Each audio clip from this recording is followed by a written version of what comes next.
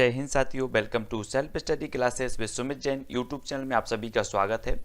दोस्तों, बाल विकास में हमने दो टॉपिक क्लियर कर लिए हैं। बाल विकास की अवधारणा और अधिगम का जो है बाल विकास की अवधारणा एवं अधिगम से संबंध, इस प्रकार से वो अपना एक फर्स्ट टॉपिक क्लियर हो गया। दूसरा अपने बाल विकास को प्रभावित करने वाला कारक, वो भी क्लियर हो गया। अब तीसरा टॉपिक अपना अधिगम का अर्थ तथा सिद्धांत या सीखने का अर्थ तथा सिद्धांत, इसको आज हम पढ़ने वाले हैं। ठीक है, तो इस टॉपिक को हम विभिन्न जो है पार्ट के माध्यम से पढ़ेंगे और ये फर्स्ट पार्ट है, तो पूरे के पूरे पार्ट देखें और प्ले लिस्ट जरूर देखें। और जो भी साथी अभी तक टेलीग्राम ग्रुप में नहीं जुड़े हैं वो टेलीग्राम ग्रुप में जुड़ जाएं। टेलीग्राम ग्रुप में जुड़ने के लिए आपको सर्च करना है IAS स्टडी ट्रैक और ज्वाइन हो जाना है। ठीक है, सीखने के अर्थ तथा सिद्धांत के आज हम पढ़ने वाले हैं। ठीक है, अधिगम का अर्थ एवं परिभाषाओं के बारे में जानेंगे। सबसे पहले तो ये दोस्तों की वुडवर्थ के अनुसार अधिगम के बारे में विभिन्न जो है विद्वानों ने अलग अलग परिभाषाएं दी हैं।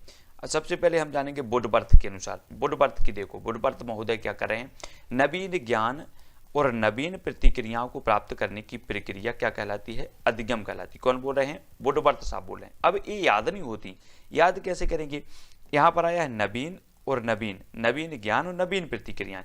तो आपको पता होगा दोस्तों कि जब हम लकड़ी जलाते हैं, लकड़ी यानी वुड जलाते हैं, तो नवीन नवीन एक लकड़ी जल जाती है, दूसरी नवीन लकड़ी लेके आते हैं, तो नवीन नवीन आ रहा है, तो नवीन नवीन हम वुड जलाते हैं, तो वुडवर्थ। ठीक है, ऐसे याद करना है। अगला देखो, गेट्स एवं अन्य के अनुसार देखो, गेट्स से आपका गेट लगा लो, गेट अपना वो घर वाला गेट है ना। तो देखो ये क्या बोल रहे हैं, अधिगम अनुभव और प्रशिक्षण के परिणाम स्वरूप व्यवहार में परिवर्तन है। बिल्कुल है, कैसे, अनुभव शब्द आ रहा है यहाँ पर, अनुभव को पकड़ना है और आपको अनुभव जरूर होता है आपके घर के गेट लगाने के। तो गेट्स महोदय क्या कह रहे हैं, अधिगम अनुभव और प्रशिक्षण के परिणाम स्वरूप व्यवहार में परिवर्तन है, ये गेट्स महोदय ने किया है। तो आपको अनुभव को पकड़ना है और गेट्स लगा देना है। ठीक है, याद रखना है। स्किनर के अनुसार सीखना व्यवहार में उत्तरोत्तर सामंजस्य की प्रक्रिया है। अब देखो ये क्या कर रहे हैं, सीखना व्यवहार में उत्तरोत्तर सामंजस्य की प्रक्रिया है। अब यहाँ पर आपको याद रख लेना, आपसे पूछा जाएगा कि सीखना व्यवहार में उत्तरोत्तर सामंजस्य की प्रक्रिया परिभाषा किसने दी है, तब आपको पता होनी चाहिए कि ये परिभाषा दी है स्किनर महोदय ने। और यहाँ पर सामंजस्य शब्द आता है और यहाँ पर आया है स्किन आया है। तो हमारी जो स्किन होती है शरीर की, वो हमेशा सामंजस्य करती है, गर्मी में सामंजस्य करती है, ठंडी में सामंजस्य करती है, बरसात में करती है। तो सामंजस्य शब्द आया है तो स्किनर के अनुसार। ठीक है, गिलफोर्ड के अनुसार देखो, गिलफोर्ड व्यवहार के कारण व्यवहार में परिवर्तन आया, कोई भी परिवर्तन अधिगम कहलाता है। अब दोस्तों एक चीज बताना कि मैं अगर आपके गाल में फोड़ दूं एक, तो आपके व्यवहार में तुरंत परिवर्तन आ जाएगा कि नहीं आ जाएगा, आ जाएगा। तो गिलफोर्ड महोदय कह रहे हैं, अगर किसी ने गाल में फोड़ दिया तो व्यवहार के कारण, मैंने व्यवहार किया गाल में फोड़ने का और तुमने फिर गाल में फोड़ा, तो व्यवहार में परिवर्तन आ गया। तो व्यवहार के कारण व्यवहार में परिवर्तन आया, कोई भी परिवर्तन क्या कहलाएगा, अधिगम कहलाएगा। तो इन परिभाषाओं को याद करना है, ये याद नहीं होती। एक छोटा सा आपको आइडिया दिया है, आपको व्यवहार में परिवर्तन कैसे हो रहा है आपको याद रख लेना है कि अगर कोई गाल में फोड़ दे तो व्यवहार में परिवर्तन हो जाता है। ठीक है, इस प्रकार से याद करना है। अच्छा लगे तो लाइक जरूर कर लेना दोस्तों। अधिगम की विशेषताएं देखो, सीखना संपूर्ण जीवन काल तक चलता है। सीखना क्या है, संपूर्ण जीवन काल तक, बिल्कुल सही है।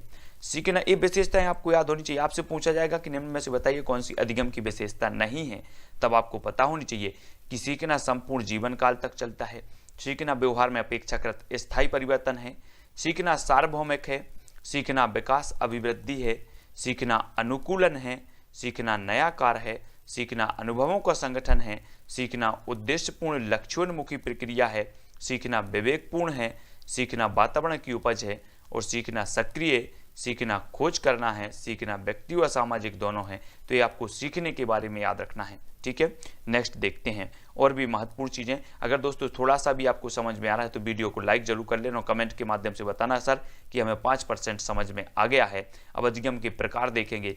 अधिगम किए जाने वाले कार्य की प्रकृति के आधार पर अधिगम को 3 प्रकारों में बांटा गया है। काय के आधार पर, अधिगम किए जाने वाले कार्य की प्रकृति के आधार पर 3 प्रकारों में बांटा गया। एक तो शाब्दिक अधिगम, गत्यात्मक अधिगम और समस्या समाधान अधिगम। ये 3 प्रकार से बांटा गया कार्य करने की प्रकृति के आधार पर, है ना। याद रख लेना, ये अधिगम को इस प्रकार से 3 प्रकार में बांटा गया। और शैक्षिक उद्देश्यों के परिप्रेक्ष्य में अधिगम को 3 पक्षों में विभक्त किया गया। काय के उद्देश्यों में, शैक्षिक उद्देश्यों का आपसे पूछा जाएगा, शैक्षिक उद्देश्यों के परिप्रेक्ष्य में अधिगम को कितने भागों में जो है विभक्त किया गया, तब आपका उत्तर होगा 3, संज्ञानात्मक अधिगम, भावात्मक अधिगम, चेष्टात्मक अधिगम या क्रियात्मक अधिगम। ये 3 भागों में किया गया, याद रखना है, ठीक है, संज्ञानात्मक, भावात्मक और क्रियात्मक। अगला क्वेश्चन देखो, शिक्षण के स्तर के आधार पर अधिगम के 3 प्रकार हैं। आपसे पूछा जाएगा शिक्षण के स्तर के आधार पर अधिगम के कितने प्रकार हैं, तब आपका होगा स्मृति स्तर अधिगम, अवबोध स्तर अधिगम, चिंतन स्तर अधिगम। ये 3 प्रकार के स्तर अधिगम होते हैं, ठीक है। यहाँ पर देखो, स्मृति स्तर अधिगम, अवबोध स्तर और चिंतन स्तर, इस प्रकार के 3 होते हैं। काय के आधार पर? शिक्षा के स्तर के आधार पर अधिगम के 3 प्रकार होते हैं, ये चीज याद रखनी है, ठीक है।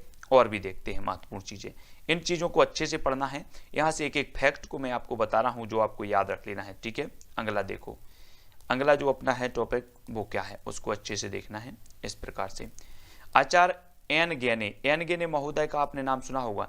अधिगम की प्रकृति को समझने के लिए अधिगम को 8 भागों में विभक्त किया। मोस्ट इंपॉर्टेंट क्वेश्चन, एम गेने ने अधिगम की प्रकृति को समझने के लिए अधिगम को कितने भागों में विभक्त किया है, तो गेने महोदय ने किया है 8 भागों में, है ना। गेने मतलब क्या होता है? गिन, तो अपन को 8 तक गिनना है बस, है ना। तो गेने 8 याद रख लेना। विभक्त किया जो सोपान की क्रम में व्यवस्थित है, इस प्रकार से देखो, संकेत अधिगम, उद्दीपक अनुक्रिया अधिगम, श्रृंखला अधिगम, शाब्दिक अधिगम, बहुविभेद अधिगम, संप्रत्यय अधिगम, सिद्धांत अधिगम और समस्या संधि। अब यहाँ से क्वेश्चन आपका एक बनेगा, आपसे पूछा जाएगा निम्न में से बताइए कि ज्ञाने के अधिगम सोपानों में से एक नहीं है या फिर है। तो आपको पता होनी चाहिए अधिगम ने जो 8 सोपान दिए हैं, समस्या समाधान अधिगम, सिद्धांत अधिगम, संप्रत्यय अधिगम, बहुविभेद अधिगम, शाब्दिक अधिगम, श्रृंखला अधिगम, उद्दीपक अनुक्रिया अधिगम और संकेत अधिगम। इनको आपको पूरे के 8 याद रखना है, ठीक है। तब अगला देख लेते हैं, अधिगम को प्रभावित करने वाले कारक। देखो अधिगम को कौन कौन प्रभावित करता है, तो सबसे पहली बात आती है कि बालक का शारीरिक मानसिक विकास करता है, ठीक है। बालक जितना परिपक्व होगा उसका अधिगम उतना अच्छा होगा, है ना। तो बालक का शारीरिक मानसिक स्वस्थ करता है, शारीरिक एवं मानसिक थकान करता है, मानसिक थकान और शारीरिक थकान हो तो अधिगम में प्रभावित करेगा, है ना। कभी कभी हम सोचते हैं यार आज तो थकान है, आज हम पढ़ाई नहीं करते या कुछ भी है, तो अधिगम तो ऐसा होता है कि आप कहीं भी सीखते हो, पढ़ाई से संबंध नहीं है, बाकी है ना हर जगह। तो ये सारी की सारी शारीरिक मानसिक ये सभी करते हैं। विषय सामग्री का स्वरूप, सीखने की विषय सामग्री का स्वरूप भी आपको प्रभावित करता है। सीखने की इच्छा, आज मेरी सीखने की इच्छा नहीं है, तो सीखने की इच्छा, परिपक्वता, वातावरण, प्रेरणा, व्यक्तित्व, ये सभी क्या करते हैं, अधिगम को प्रभावित करते हैं। तो इनको याद रख लेना, आपसे क्वेश्चन आएगा निम्न में से बताइए कौन सा अधिगम को प्रभावित करने वाला कारक नहीं है, तब आपको पता होनी चाहिए ये पूरे के पूरे कारक, ठीक है। अधिगम की प्रभावशाली विधियां देख लो। देखो अधिगम की प्रभावशाली विधियों में सबसे पहले आती करके सीखना, दूसरी आती निरीक्षण करके सीखना, तीसरी आती परीक्षण करके सीखना, सामूहिक विधियों द्वारा सीखना, मिश्रित विधियों द्वारा सीखना, सीखने की स्थिति का संगठन करना, वाद विवाद द्वारा सीखना, सम्मेलन व विचार गोष्ठियों द्वारा सीखना, कार्यशाला में सीखना और खेल द्वारा सीखना। अब आपको पता होनी चाहिए अधिगम की प्रभावशाली विधियां कौन कौन सी, ये सारी की सारी विधियां आपको याद होनी चाहिए, ठीक है। अगला क्वेश्चन, अगला जो फैक्ट है अपना वो देख लेते हैं। यहाँ पर देखो, ये देखो अधिगम के क्या है, इसके अतिरिक्त वाचन विधि, प्रयास एवं त्रुटि विधि, पूर्ण विधि, अंश विधि, अंतराल विधि, सतत विधि अधिगम की अन्य विधियां, ये अधिगम की विधियां हैं।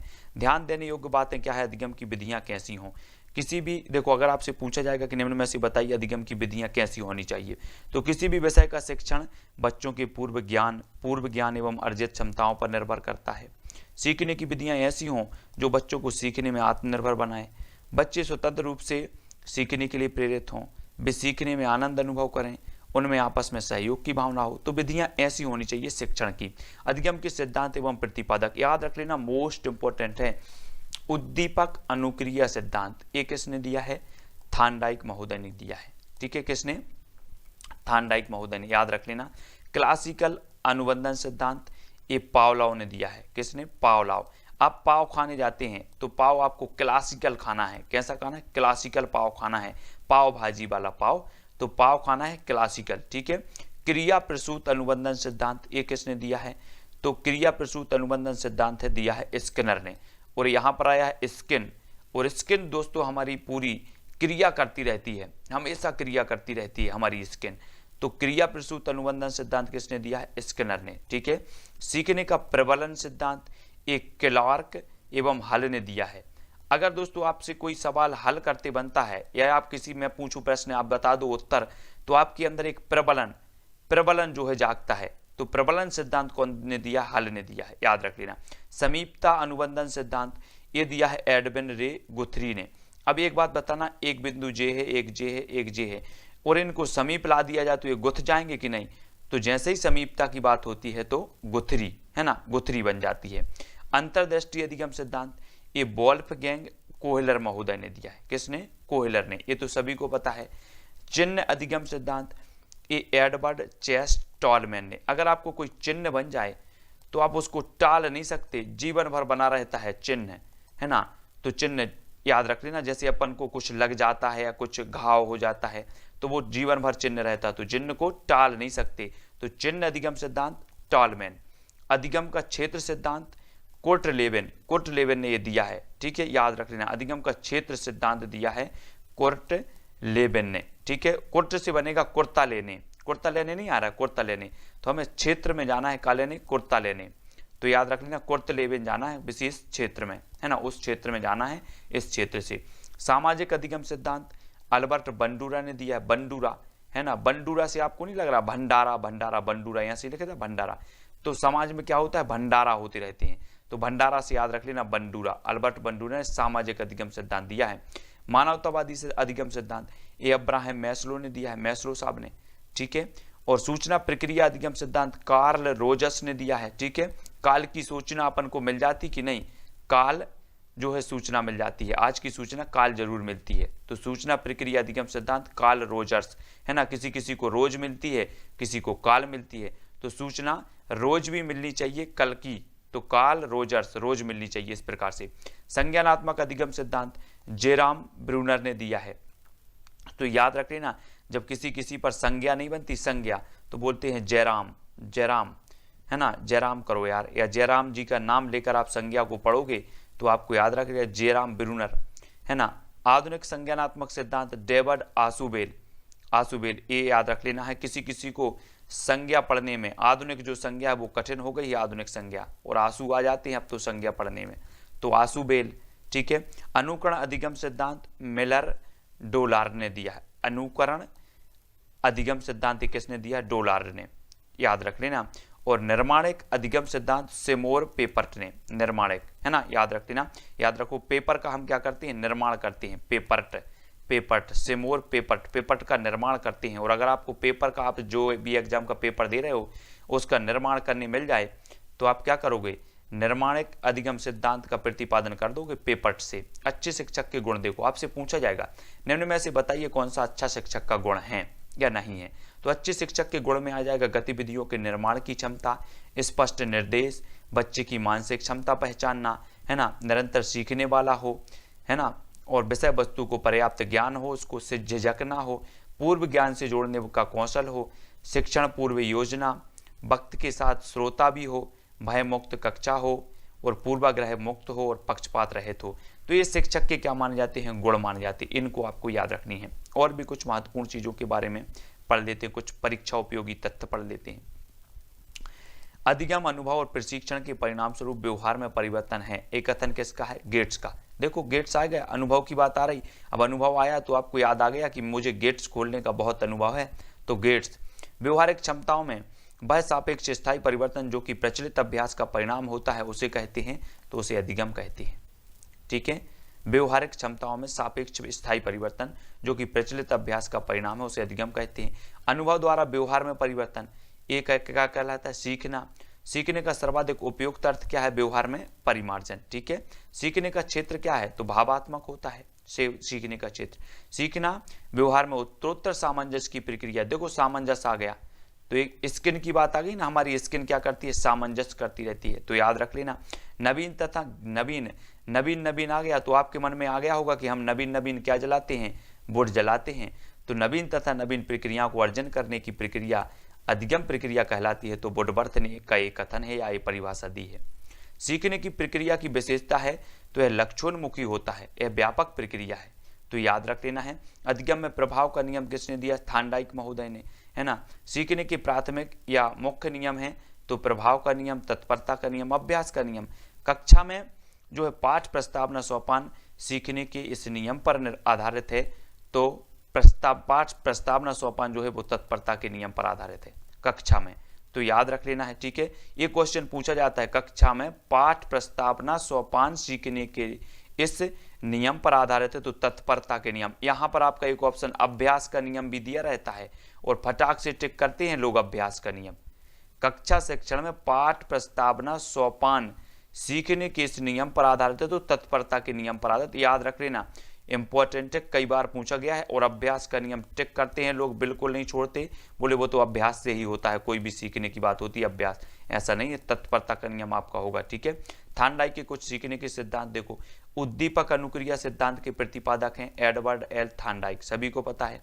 सिद्धांत का अन्य नाम क्या है, संबंधवाद, बंधन सिद्धांत, याद रख लेना, कई नामों से पूछा जाता है उद्दीपक अनुक्रिया, संबंधवाद भी है, बंधन सिद्धांत है, चयन एवं संबंध का सिद्धांत है, प्रयास एवं त्रुटि का सिद्धांत भी इसे कहा जाता है। तो सभी लोगों को याद रख लेना है, उद्दीपक अनुक्रिया सिद्धांत के प्रतिपादक हैं एडवर्ड थार्नडाइक। और याद रखना है थार्नडाइक की पुस्तकें देखो, एनिमल इंटेलिजेंस और शिक्षा मनोविज्ञान, है ना। और थार्नडाइक ने प्रयोग किया है बिल्ली, चूहा, मुर्गी पर किया है ना। उद्दीपक अनुक्रिया सिद्धांत के अनुसार अधिगम की प्रक्रिया के दौरान उद्दीपक तथा अनुक्रिया के बीच बंधन अथवा संबंध बनते हैं। थार्नडाइक के अनुसार किसी भी कार्य की क्रिया के लिए उद्दीपक को होना आवश्यक है, जिसके कारण अनुक्रिया होती है, उसे उद्दीपक अनुक्रिया बंधन कहते हैं, ठीक है। तो दोस्तों आज के लिए बस इतना ही, आज हमने यहाँ पर पढ़ा है। कल की वीडियो में, नेक्स्ट वीडियो में हम इसका पूरा थार्नडाइक का प्रयोग पढ़ेंगे, थार्नडाइक का पूरा सिद्धांत पढ़ेंगे, ठीक है। यहाँ पर जो दिया है थार्नडाइक का प्रयोग, रेखा चित्र, बिल्ली, पिंजरे, ये किस प्रकार से थार्नडाइक के मुख्य नियम किस प्रकार से कार्य करते हैं, ये सारी की सारी पढ़ेंगे। आज की वीडियो के लिए बस इतना ही, ज़्यादा नहीं होना चाहिए, ज़्यादा मटेरियल आपकी बोर करने वाला होता है, तब आपको वीडियो को लाइक जरूर करना है। इसके पहले के बहुत सारे पार्ट डले हैं, उन पार्टों को सभी लोगों को देखना है, ठीक है। और वीडियो को लाइक करके अपने मित्रों तक शेयर करना है। दोस्तों वीडियो कैसा लगा कमेंट के माध्यम से बताएं, और आप हमारे टेलीग्राम ग्रुप से अवश्य जुड़ें। टेलीग्राम ग्रुप से जुड़ने के लिए आपको टेलीग्राम ऐप डाउनलोड करना है, फिर उसमें सर्च करना है IAS स्टडी ट्रैक और ज्वाइन हो जाना है, ठीक है। तो आज की वीडियो के लिए बस इतना ही,